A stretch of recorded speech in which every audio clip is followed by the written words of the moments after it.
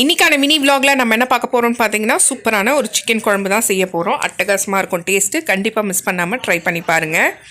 சிம்பிளான சிக்கன் குழம்பு தான். ஸோ வாங்க எப்படி செய்கிறதுன்னு பார்க்கலாம். ஃபஸ்ட்டு நான் இன்றைக்கி சட்டியில் தான் செய்ய போகிறேன். ஸோ சட்டியில் ஒரு 2 டீஸ்பூன் எண்ணெய் ஊற்றிக்கிறேன். எண்ணெய் சேர்த்துட்டு பட்டை வந்து ஒரு 2 துண்டு, கிராம்பு வந்து ஒரு 4, ஏலக்காய் ஒரு துண்டு சேர்த்துட்டு கருவேப்பிலை ஒரு கைப்பிடி அளவு சேர்த்துக்கோங்க. அது எல்லாம் நல்லா பொரிஞ்சு வந்த உடனே ஒரு 3 வெங்காயத்தை கட் பண்ணி வச்சுருக்கேன், அதை சேர்த்துக்கலாம். சேர்த்துட்டு வெங்காயம் நல்லா கோல்டன் ஃப்ரை ஆகிற வரைக்கும் வதக்கி எடுத்துக்கோங்க. சிக்கன் குழம்புக்கு வெங்காயம் எவ்வளோக்கு எவ்வளோ நம்ம வதக்குறோமோ அவ்வளோக்கு எவ்வளோ டேஸ்ட்டு கொடுக்கும். ஸோ வெங்காயம் நல்லா கோல்டன் ப்ரௌனாக வதக்கி வந்த உடனே தக்காளி வந்துட்டு ஒரு 3 தக்காளி, மீடியம் சைஸ் தக்காளி எடுத்து கட் பண்ணி வச்சுருக்கேன், அதையும் சேர்த்து நல்லா வதக்கி விட்டுட்டு கூட ஒரு 4 பச்சை மிளகா சேர்த்துக்கோங்க. இப்போ வெங்காயம், தக்காளி, பச்சை மிளகா எல்லாமே நல்லா வதங்கி வரணும். அதுவும் வந்துட்டு நல்லா ஸ்மாஷ் ஆகி வதக்கி வர வரைக்கும் வதக்கி எடுத்துக்கோங்க. இதெல்லாம் வதக்கி வந்துட்ட பிறகு 1 கிலோ சிக்கன் எடுத்து நல்லா கழுவி வச்சுருக்கேன், அதை வந்து சேர்த்துக்கலாம். சேர்த்துட்டு இப்போது நல்லா கலந்து விட்டுட்டு ஒரு தட்டு போட்டு மூடி ஒரு 2 நிமிஷத்துக்கு வேக விட்டுருங்க சிக்கனை.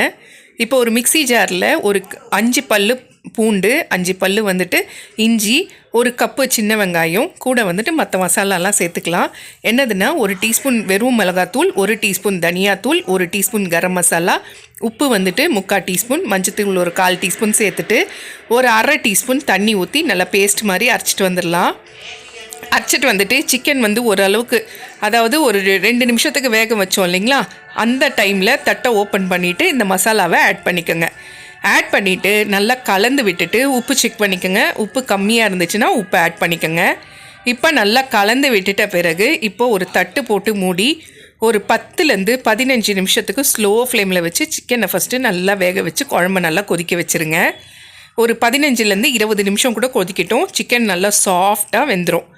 ஸோ 20 நிமிஷம் கழித்து பார்த்தீங்கன்னா சிக்கன் நல்லா சாஃப்டாக வெந்துட்டுருக்கும். குழம்பும் வந்து எண்ணெய்லாம் பிரிஞ்சு வந்துட்டுருக்கும்.